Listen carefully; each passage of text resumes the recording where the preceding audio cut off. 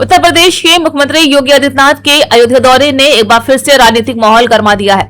अयोध्या के बीकापुर में आयोजित एक जनसभा के दौरान मुख्यमंत्री ने करीब 423 करोड़ रुपए की विकास परियोजनाओं का लोकार्पण और शिलान्यास किया। आपको बता दें कि जनसभा को संबोधित करते हुए मुख्यमंत्री योगी आदित्यनाथ ने कहा है कि लंबे समय तक अयोध्या विकास से वंचित रही। उन्होंने आरोप लगाया है समाजवादी पार्टी और कांग्रेस की सरकारों के दौरान हनुमानगढ़ी में नमाज पढ़वाई गई। उन्होंने सवाल उठाते हुए कहा है कि क्या कभी दिल्ली की जामा मस्जिद में हनुमान चालीसा का पाठ कराया जा सकता है। मुख्यमंत्री ने अपने राजनीतिक विरोधियों पर धार्मिक आस्था के साथ खिलवाड़ करने का आरोप लगाया है और कहा है जनता ऐसे लोगों को अच्छी तरह से पहचान चुकी है।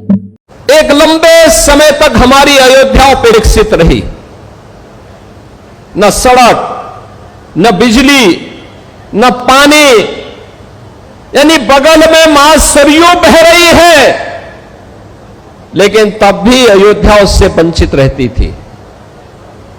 मां सरयू की पवित्र धारा अयोध्या को भी सिंचित करती है, लेकिन अयोध्या आने वाला श्रद्धालु देखता रहता था, वह मां सरयू का आशीर्वाद लेने में विफल हो जाता था। कोई व्यवस्था नहीं थी, गंदगी पहचान बन चुकी थी। और तो और जो ये लोग आस्था की बात करते हैं, याद करो ना, इन्होंने तो हमारी पवित्र हनुमानगढ़ी में इन्होंने तो वहां नमाज भी पढ़वाने का काम किया था। आप सोचो,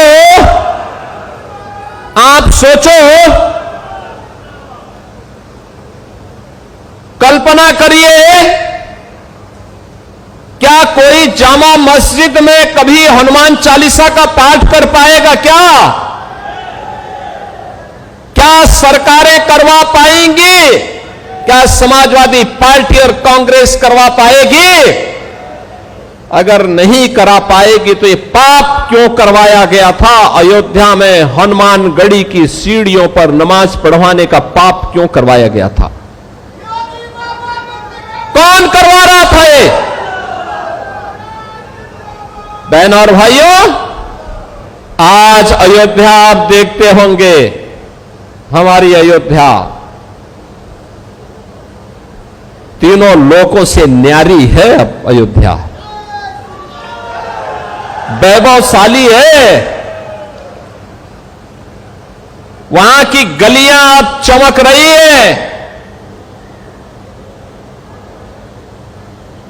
लाइट रहती है, और देश की चुनिंदा उन सिटी में से एक जो सोलर सिटी हो, प्रधानमंत्री मोदी जी का विजन।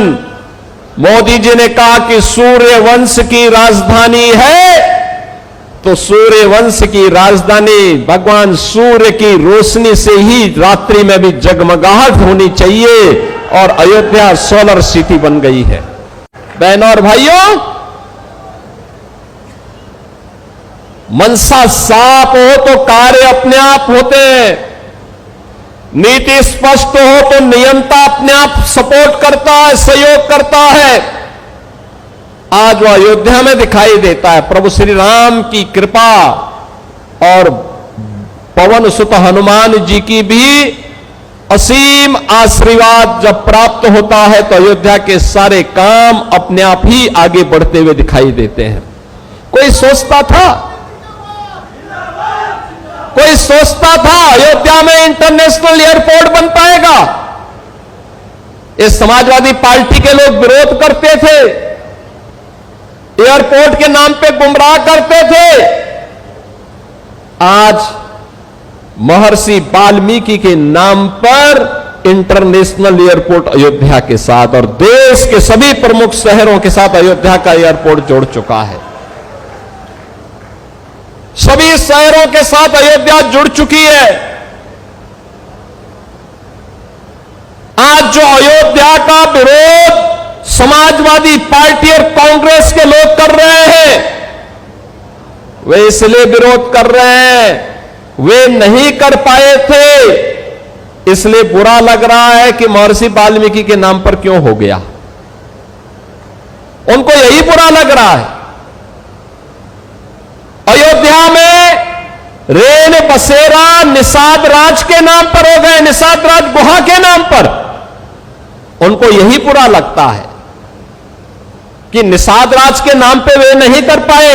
अरे हमने तो निषाद राज के नाम पर रेन बसेरा यहां किए ही है। हमने श्रृंगवेरपुर में भगवान राम और निषाद राज के आपसी मिलन की भव्य प्रतिमा और स्मारक बना करके रखा हुआ है। जाके देखो तो कभी श्रृंगवेरपुर में, जिसको तुम कब्जा करवा रहे थे, वक्फ के नाम पर कब्जा करवा रहे थे, उस श्रृंगवेरपुर को डबल इंजन की भारतीय जनता पार्टी की सरकार ने आज सुंदरीकरण की नई मुहिम तक, नई ऊंचाई तक पहुंचाया है।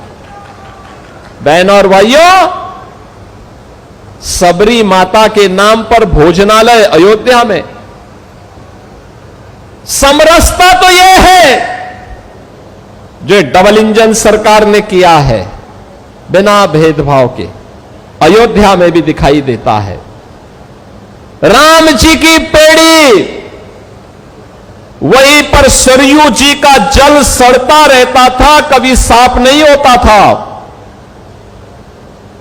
आज एक ओर से धारा आती है, दूसरी तरफ से निकल जाती है। ठीक वैसे ही जैसे हरिद्वार में हरि जी की पेड़ी है, ऐसे ही अयोध्या में राम जी की पेड़ी भी दिखाई देती है। यह डबल इंजन सरकार ने किया है। सरयू मैया की आरती रोज होती है, हजारों लोग उसमें भाग लेते हैं।